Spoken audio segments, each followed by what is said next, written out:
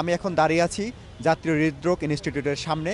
এখানে আমি আপনার সঙ্গে যখন কথা বলছি তার ঠিক 15 মিনিট আগে হাদির মরদেহ হৃদরোগ ইনস্টিটিউটে আনা হয়েছে এবং তাকে হিমঘরে রাখা হয়েছে।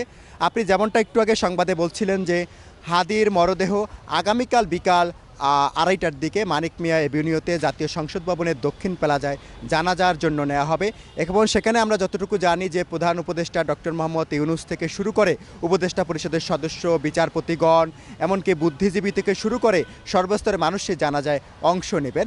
আমরা যতটুকু জানি যে হাদিরকে আজকেই ঢাকা বিশ্ববিদ্যালয়ের কেন্দ্রীয় মসজিদে নেয়ার কথা ছিল, কিন্তু যেহেতু হাদির পরিবারের থেকে ইস্তাব পোষণ করা হয়েছে যে হাদিকে তার জন্মস্থান ঝালকাঠি জেলার নলসিটির খাসমহলের পরিবর্তে যেন বিদ্রোহী কবি কাজী নজরুল ইসলাম, যিনি ঢাকা বিশ্ববিদ্যালয়ের কেন্দ্রীয় মসজিদের পাশে সমাহিত হয়ে আছেন, সেখানে যেন তাকে কবর দেওয়া হয়। তার পরিবারের আবেদন সাড়া দিয়ে সরকার সম্মান জানিয়ে এই সিদ্ধান্ত নিয়েছে। এই কারণে আজকে আর ঢাকা বিশ্ববিদ্যালয়ের কেন্দ্রীয় মসজিদে নেওয়া হচ্ছে না।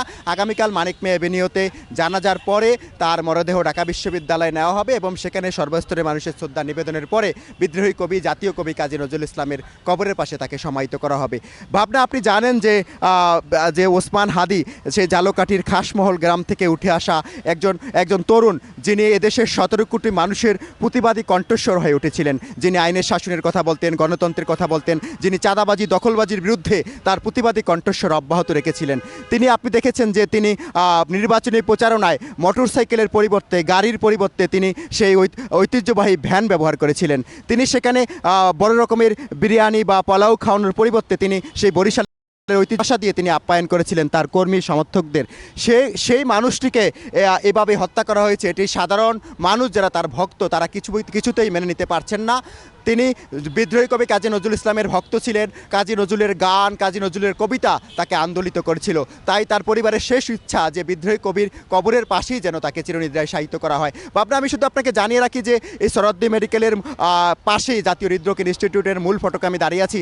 এখানে আপনি দেখতে পাচ্ছেন যে সড়কটি বন্ধ করে রাখা হয়েছে। এর মূল কারণ হচ্ছে যে এখানে নিরাপত্তাজনিত কারণে এখানে সেনাবাহিনী, র্যাব, বিজিবি, পুলিশ তারা এখানে অবস্থান নিয়েছেন এবং এখানে আইনশৃঙ্খলা বাহিনী থেকে অনুরোধ করা হয়েছে যে হাদির কোনো ভক্ত বা যারা তাকে ভালোবাসেন তারা যেন এখানে এসে অনাকাঙ্ক্ষিত ভিড় না করেন। তারা যারা জানাজায় অংশ নেবেন কালকে যেন তারা মানিক মিয়া আসেন অথবা কালকে তারা ঢাকা বিশ্ববিদ্যালয়ে আসেন। ভাবনা, এই মুহূর্তে আমার কাছে এই হচ্ছে জাতীয় হৃদরোগ ইনস্টিটিউটের সামনে থেকে সবশেষ খবর। পরবর্তী সংবাদে এই বিষয়ে আপনাকে আরও বিস্তারিত জানাতে পারবো। ভাবনা।